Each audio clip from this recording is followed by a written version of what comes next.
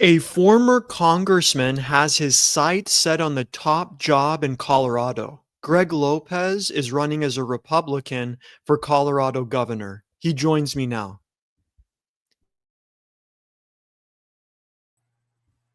Good blooper there. Thank you, Greg, for coming onto the program. You're coming in and out. Oh, can you hear me now? I can hear you. Yep. Great. Thank you for being on the program. It's a pleasure to be with you, Cameron. Great. So we'll get into your policy proposals in a second, but what made you interested in running for Colorado governor? As I've been traveling the state and been involved in what's going on here in Colorado, I'm concerned about the direction that the state is going.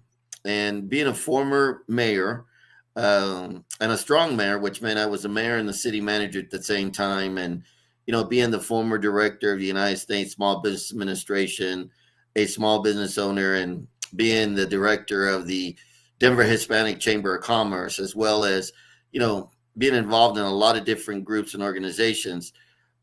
I think it's time that we reevaluate the direction that the state of Colorado is going. Right now, Colorado seems to be in a crisis in every way, shape, and form.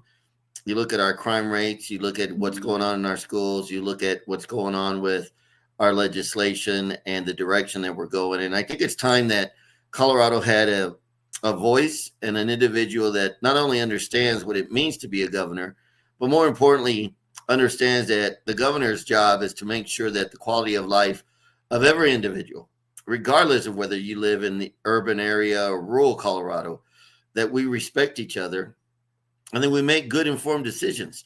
And for too long, Colorado seems to not have a governor that can truly articulate the voice of the people and the concerns of the people.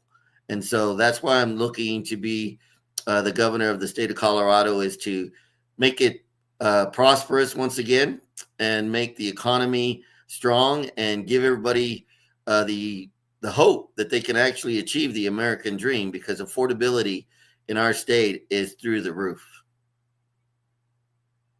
You have experience as an elected official. What lessons did you learn as an elected official that you would take if elected for Colorado governor? Well, here's the thing that I think everybody needs to be reminded about is elected officials, they work for the people. They are supposed to listen. They're supposed to be keeping their hand on the pulse and trying to predict what might happen into the future. But more importantly,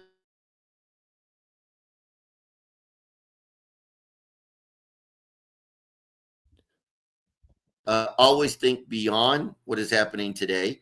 And when you make decisions, make them with a visionary glasses. Not what's going to happen in the next 6 months, but what could happen in the next 10 to 15 months. And that's what I've learned, is that when you keep your hand on the pulse of the community, when you listen, when you let them know that you truly care and that you want to do the right thing, and that you're not the smartest man in the room, you just want to lead them into a brighter future, not just for some people, but for all of us. I think that's what I've learned, and it's always been productive. I always leave whatever organization I've been a part of, I leave it better than what I found it. Before we get into your policies, again, oftentimes campaigns don't just become about policy, but it's also about character too. You did have some run-ins with the law in the past. If and correct me if I'm wrong, there was a time where you were convicted of a DUI. Why should voters trust someone who has had run-ins with the law in the past? Well, first of all, look, we all make mistakes. We all use poor judgment on occasion. And I've used poor judgment. I'm like everybody else. But the really important thing is, do you learn from your mistakes? Do you understand the consequences from that poor decision? And I can tell you that, you know what, we all learn from our mistakes. And so I've learned from that. I encourage people to be a little bit more thoughtful. I use my experience as an examples for the younger generation, trying to encourage them not to make the same mistakes that I have made. But, it's not like I'm any different from most of the individuals out there. And so yes, I have my flaws, but like I said, it's more important about how do you react to those types of things, and how do you make sure that you don't continuously make the same mistake. And so I'm sure that a lot of people will understand when I say that, I did that as a young age. It wasn't something that happened, 5 years ago. I was 32. So that was about 30 years ago that happened. Let's get into your policy platform. Rural hospitals are a big focus for you. You mentioned on your campaign website that you really want to uh, improve rural access to healthcare for rural residents. What are some ways that you will improve rural healthcare? Look, when you travel throughout the 64 counties here in the state of Colorado, and you go to the farmlands, the eastern plains and the western slope, where the population, some counties only have 17,000 people in the entire county because it's ag. They also need to be feeling like they have quick access to health care, specifically when they need it. One of the things that I want to make sure is that we allow for funding to be more adequately and equitably be submitted to the rural hospitals. One of the things that I'm looking to do is, reevaluate where we're spending our money. For example, I believe it was in the early 1990s we passed limited states gaming here in Colorado, and in order to pass it, the initiative said that 32% of the funds generated from gaming was going to go to historical preservation. Well, that's been over 30 years now. I think it's time that we ask the residents, the citizens of Colorado, to reduce that 32% and perhaps bring it down to 12% for the Historical Society. And the additional 20% would go to fund rural hospitals, not only for allow them to build new facilities because they're falling apart, but also to buy new equipment and to hire either nurses or doctors that do routines that, they kind of go from county to county and making sure that healthcare is provided. These are the types of things that we must evaluate, because we need to make sure that people feel that should there be a health issue, that they know where to go and they don't have to travel hours to get to the urban corridor. This is something that I think it's just common sense. It's what we as a people should be doing and helping each other. Preventative healthcare measures can make a big difference. You mentioned in an interview with Healthier Colorado, when you were asked by an interviewer from Healthier Colorado about the most pressing health issue, you stated that nutritional diet is the most important issue. In what ways will you help rural residents improve their nutritional diets? Well, here's the thing, right? When they were asking me that question, they were asking me for the entire state. I can tell you that I believe going out into rural Colorado, they are eating a lot healthier than the urban corridor is. So when we talk about healthcare, we need to understand and remind people that, what you're putting in your body is going to have either a positive impact or negative impact. Processed foods are not necessarily the best thing that we should be eating. It's always easy to go to a fast food restaurant, but we need to make sure that we have healthy food that is naturally grown, food that is not has a lot of preservatives and those types of things. So it's education. We want to make sure that we prevent heart disease, we prevent all those um, chronic illnesses that are being done due to bad eating habits. And I've talked to doctors and physicians and nurses in rural hospitals as well as the urban corridor, and that's what they tell me. They say, look, you know what? If people would just eat better, if they would exercise, if they will understand that, sugar is not necessarily good for you, the cokes, all those types of things. And of course, it's more like going back to where we used to have that chart that showed all the different types of foods that you should be eating, and educating our younger generation and our children about the importance of good nutrition. It makes you feel better. It doesn't make you feel tired or lethargic. It does help clear up the brain, makes you feel that you can learn more clearly. there's a lot of benefits in having good nutrition. And one of the things that we need to reevaluate is, what are we feeding our children in our schools? Is it healthy, or is it just something that, it's easy to prepare? You can do it in mass quantities. And so these are the discussions that I believe over time, if we start eating better, we will see a lot of the health issues start to be in less and less prevalent in our society. How do you balance promoting healthy eating without government overreach? It's education. Look, I'm not going to tell people what they should and should. I'm not going to force them, I guess I should say, to do certain things that they don't want to do. Look, America is about freedom. Uh, we should all be respectful of what people's choices are. We may not agree with them, but we need to respect them. And ultimately, they need to understand that they were warned, or they were cautioned, that if you do too much of it, this could cause some harm. And so it's all about shifting the mindset. When you are respectful and you're compassionate, when you're talking to individuals, initially they may not necessarily embrace what you've said, but they will always remember that conversation. And I think that's really what we want to do, is have the older generation be mentors, have the parents and the children understand the importance of it. But it's not government's role to dictate what you should eat and what you shouldn't eat. We had Governor Polis here in Colorado in his first term. He decided to tell everybody that they could not, or they should not eat meat. He made a proclamation of Meat Out Day. That is totally wrong. You don't tell individuals that they can't eat protein, that it's wrong for you. I think you can educate them and give them options, but to force them and do a proclamation across the state, I will never do that. I think that's inappropriate. I think that was a misguided policy. And I think it was a knee-jerk reaction that shows that, perhaps he wasn't able to understand that he has a voice that needs to be one of those that is calm, collective, and more reassuring than perhaps dictating what people should eat or drink. Individuals can still eat meat, though, in Colorado legally, correct? That's true. That's true. It kind of backfired on them. The ranchers and the farmers, and rightfully so, they took offense to it. That's their livelihood. And there's nothing wrong in eating protein. Some people want to be vegetarians, and that's okay. Once again, it's people's choice.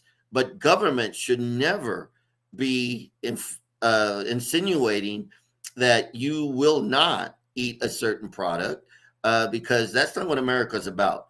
And so, yes, here in Colorado, you can still be rest assured, you can still have a good steak, you can still go to a restaurant and eat a good hamburger. And more importantly, you have a choice as well, right? Whether you're going to eat grass-fed beef or not. Let's discuss parental rights. You said on your campaign website, quote, it's we need to protect kids from social and political agendas. What do you mean by that? What I mean, look, when you go to school, the prime objective of the educational system is to provide the basic understanding of how you make conclusions and how you rationally go through any type of situation. When you have only 30% of your third graders that are proficient in reading and writing, that's a problem. We don't need to be teaching our children about any of the social issues that are going out there in the public square. That's for parents to be able to explain that. It is not the teacher's responsibility, or the school district, or the superintendent, to in any way, shape, or form, try to insinuate their own values into the minds of the young, minds of the students. Students are like little sponges. They really want to learn and they really want to understand, but they need to learn and understand the basics. When you have, like I said, 30%, and a lot of people don't understand what that means until I explain to them. Imagine there are 10 children in a classroom, and out of those 10 children, only 3 can actually read and write at the third grade level. 7 of those children are not able to do that. That is a true failure of our educational system. That's what we need to focus in on. We don't need to focus on gender identification. We don't need to focus on any of those other issues. Those are the issues that parents deal with. And we need to be respectful of the role of the parent. And we do not want Colorado to continuously push the parents out of the classroom and then encourage the students not to share what is happening in the classroom with their parents. That's completely wrong. What I want to see is parents and teachers working together, that they both understand that they have a role to not only educate, but to nurture the character and the personality of that individual, of the child, to make sure that when they do graduate, that they have a strong foundation by which they can achieve the American dream at whatever level they believe it's achievable for them. That's what I talk about when I say about making parental rights back into the normal course of life within a family. In you talk about social agendas, but in terms of political agendas, how would you then navigate, or how should a teacher then navigate teaching civics classes or government classes without being perceived as promoting a political agenda? Well, I can tell you this, if you teach the Constitution, if you teach the history of the events and the history, and you talk about, what's already happened and some of the ramifications of those decisions, like the civil rights movement, right? When you talk about educating people about history, I think that's important.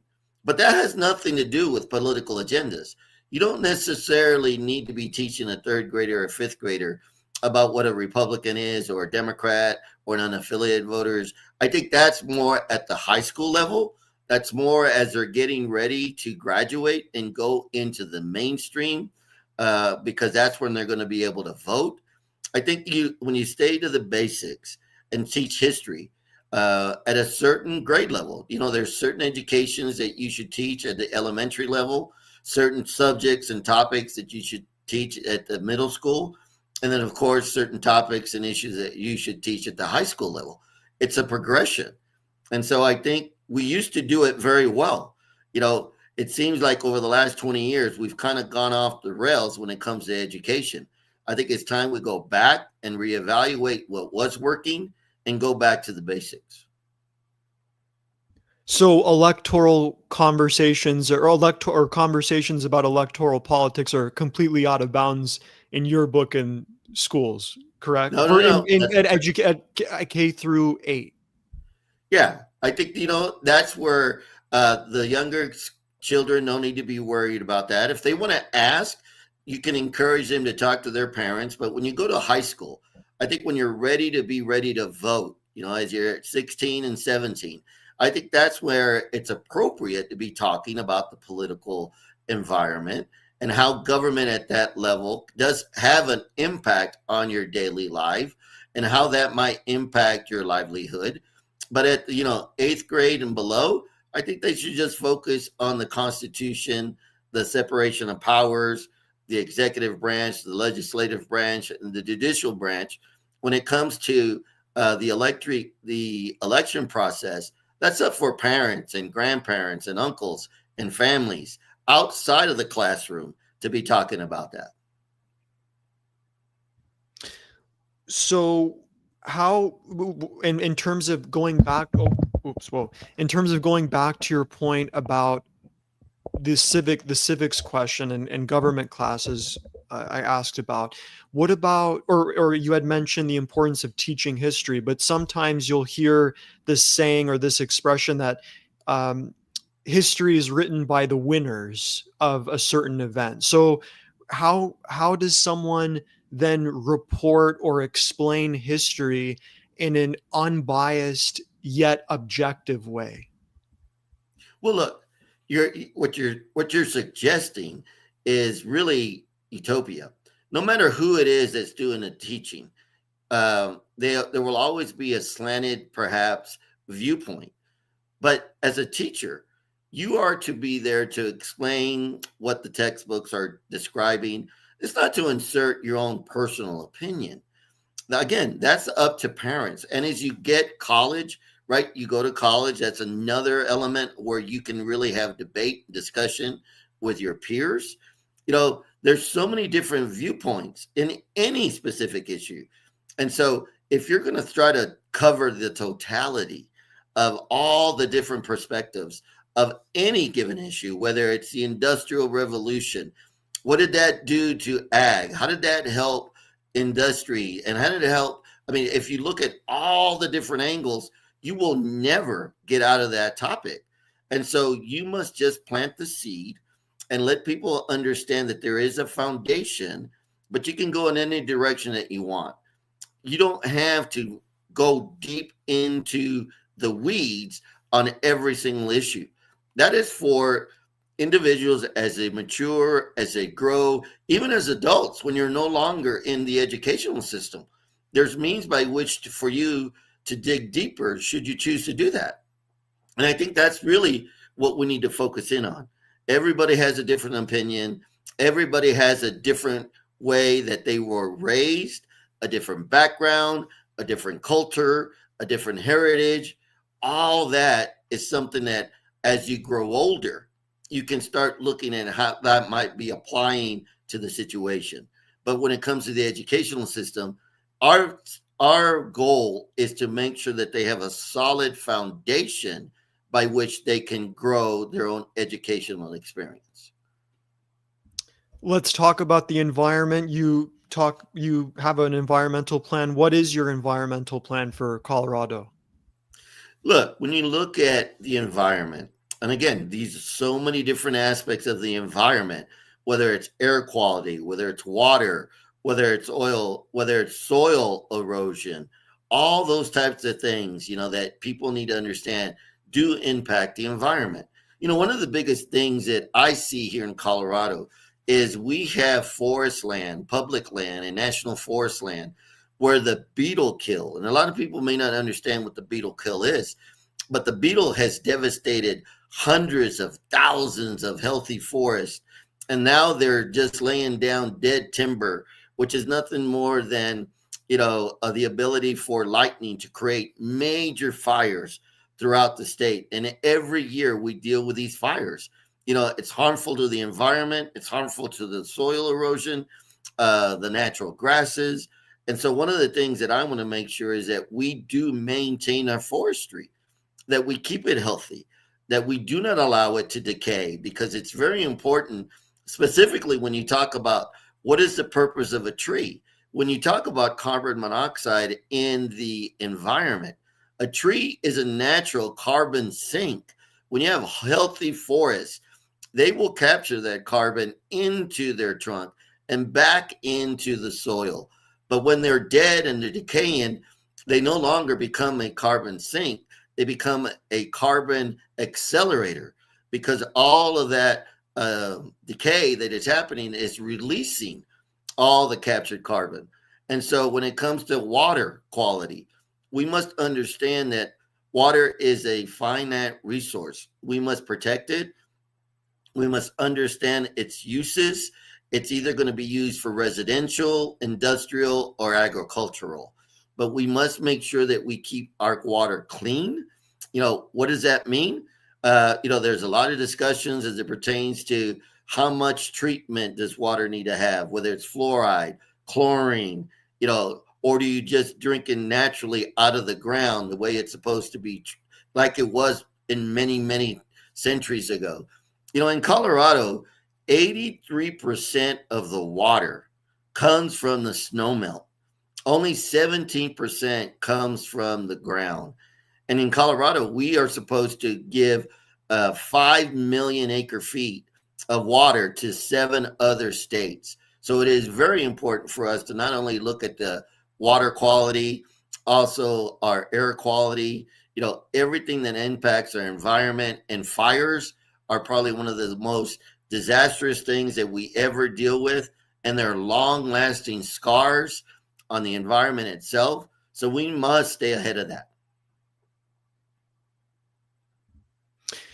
Where do you stay? One more question, and then we'll get to your final thoughts. So, where do you stand on the regulation versus deregulation debate on environmental issues? Well, look, regulations oftentimes stifle and strangle small business. A lot of people forget that ranchers and farmers, those are small business entities. And in the bureaucratic system, when you look at legislation that's passed, there's a spirit and intent. And they do have a good intention on what they want to do. But then you have the bureaucracy step in. The bureaucrats that want to put in the regulations and they go way over the line. They make it so restrictive and hard and make it where it's almost unmanageable for anybody to do the right thing. And so it's time for a governor to evaluate, are these regulations that his administration is pushing on that are not laws?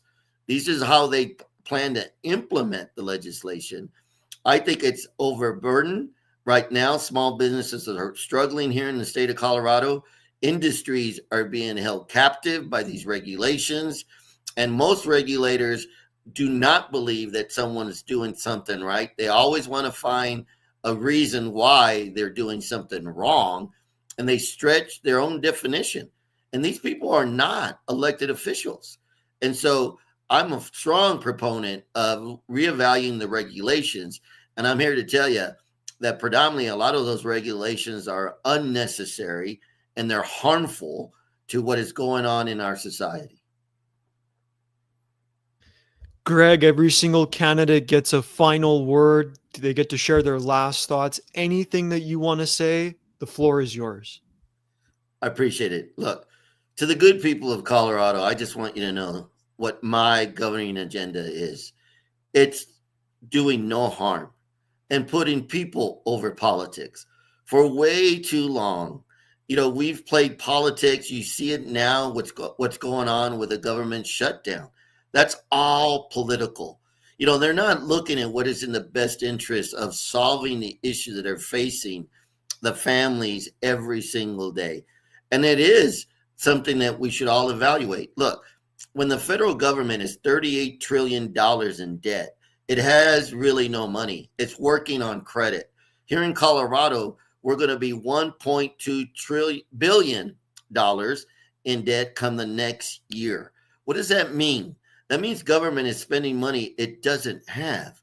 And so I'm going to be the governor that's not only fiscally responsible, economically responsible, but more importantly, making sure that the quality of life of every family is protected and improved upon. The choice of life, whether you choose to live on a ranch or you choose to live in the urban corridor, we must respect each other's choices. I am going to stop this division between rural Colorado and urban Colorado. We're all one people. This state needs every single one of us to make it a state that we can all be proud of. And I will be your voice. I will definitely keep my hand on the pulse of the community. I will listen to your needs and your concerns, and I will do the best that I can. So make sure that within the next 8 years, Colorado is known for its prosperity. It's known for its great education. It's known for its safe streets, a good environment.